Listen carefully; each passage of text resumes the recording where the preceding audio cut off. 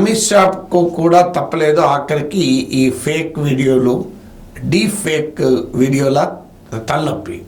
అందుకే ఇలాంటి మ్యానిపులేషన్ పైన ఎవరికీ గుత్తాధిపత్యం ఉండదని నేను ఎప్పటికీ చెప్తుంటాను. దేశాన్ని పాలించే ఒక బలమైన రాజకీయ పార్టీలో నెంబర్ 2గా ఉన్న నాయకుడికి కూడా తప్పలేదు. ఎందుకంటే అమిత్ షా ఇటీవల ఒక మాట్లాడాలన్న ఒక వీడియో పెద్ద ఎత్తున సర్క్యులేట్ అయి భారతీయ జనతా పార్టీకి రాజకీయంగా పెద్ద సవాల్గా మారింది. తాము అధికారంలోకి వస్తే ఎస్సీ ఎస్టీ బీసీ రిజర్వేషన్లను రద్దు చేస్తామని, రాజ్యాంగాన్ని మార్చేస్తామని ఈ నరేటివ్ను ప్రతిపక్షం కాంగ్రెస్ పార్టీ బలంగా ఇప్పటికే జనంలోకి తీసుకెళ్ళింది. మోడీ ఎప్పుడైతే మాకు 400 సీట్లు ఇవ్వండి, మేము చాలా సంచలనమైన నిర్ణయాలు తీసుకుంటాం, ఎవరు ఊహించని నిర్ణయాలు తీసుకుంటాం, బలమైన నిర్ణయాలు తీసుకుంటామని అనడం మొదలుపెట్టాడో దానికి తోడుగా అనంత్ హెగడే లాంటి బీజేపీ నేతలు మాకు 400 వస్తే రాజ్యాంగాన్ని మార్చేస్తాం అంటూ వ్యాఖ్యానాలు చేశారు.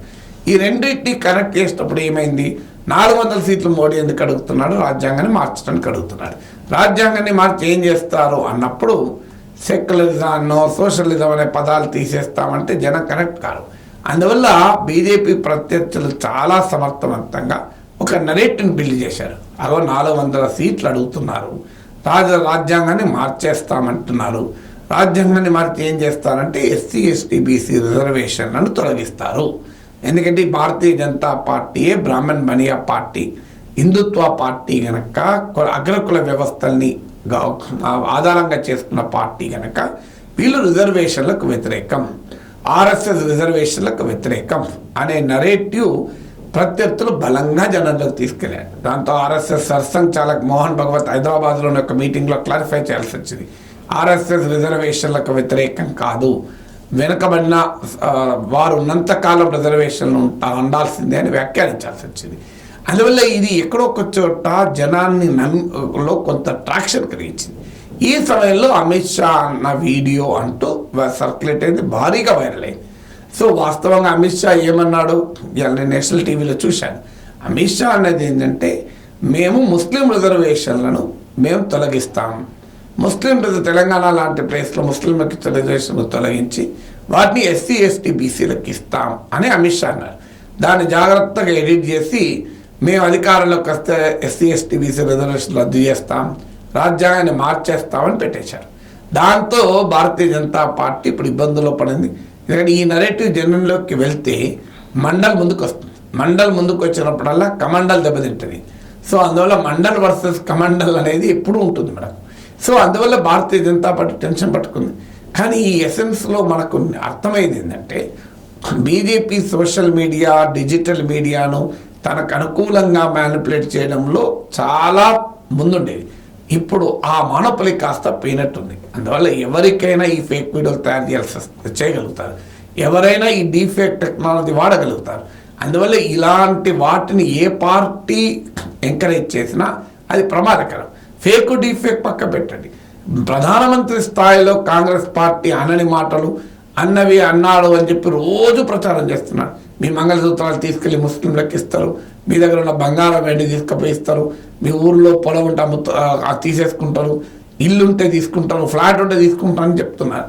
ఎవరో శామ్ పెట్రోల్ ఇన్హెరిటెన్స్ ట్యాక్స్ ఆస్తి పన్ను ఉంటుంది, వారసత్వ పన్ను ఉంటుంది అని అన్నదానికి కాంగ్రెస్ పార్టీ ఆఖరికి మీ ఇంట్లో ఉన్న గొర్రెలను మేకలు కూడా పట్టుకెళ్తా అనే స్థాయికి తీసుకొచ్చారు.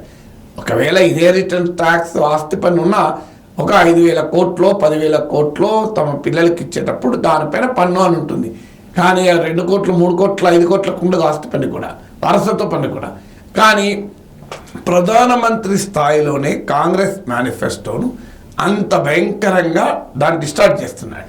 ఆఖరికి ఎస్సీ ఎస్టీ బీసీ రిజర్వేషన్లను తగ్గించి ముస్లింలకు ఇస్తారు అని చెప్తున్నాడు. కాంగ్రెస్ పార్టీ అనేది ఏంటంటే మేము అధికారంలోకి అయితే 50% పెంచుతాం, రిజర్వేషన్ 50% లిమిట్ తీసేస్తామంటున్నారు. సో అందువల్ల ప్రైమ్ మినిస్టర్ స్థాయిలోనే అనని మాటల్ని, మేనిఫెస్టోలో లేని మాటల్ని కంప్లీట్గా వక్రీకరించి ఆఖరికి మంగళసూత్ర సెంటిమెంట్ను కూడా తన ఎన్నికల అవసరాలకు వాడుకున్న తర్వాత ఎవరికి గుత్తాధిపత్యం ఉంటుంది? ఎవరు ట్విస్ట్ చేయలేరు, ఎవరు డిస్టార్ట్ చేయలేరు.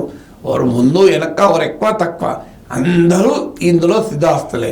అందువల్ల ఎప్పుడు కూడా తాము ఫేర్గా ఎలక్షన్స్ ఆడకపోతే, తాము ఫేర్గా గేమ్ ఆడకపోతే ఇతరులు ఫేర్గా గేమ్ ఆడాలి అని కోరుకున్న లాభం ఉండదు. అందువల్ల game if everything is fair in politics అనుకుంటే అది అందరూ ఆ పని ఆడతారు. అందువల్ల ఇవాళ అమిత్ షానే విక్టిమ్ అయ్యాడు అంటే, భారతీయ జనతా పార్టీ విక్టిమ్ అయిందంటే, కేంద్ర హోంమంత్రి ఫేక్ వీడియోలకు బాధితులయ్యాడంటే అర్థం చేసుకోవచ్చు. ఈ రకమైన వక్రీకరణలు ఫేక్ వీడియోలే కాదు, ఒక స్టేట్మెంట్ వక్రీకరించడం, ఒక మాటను వక్రీకరించడం క్యాంపెయిన్ అవసరాల కొరకు, అంటే ఇది ఎప్పుడూ ఒక్కరికే మానోపలి ఉండదు. It can go in any direction.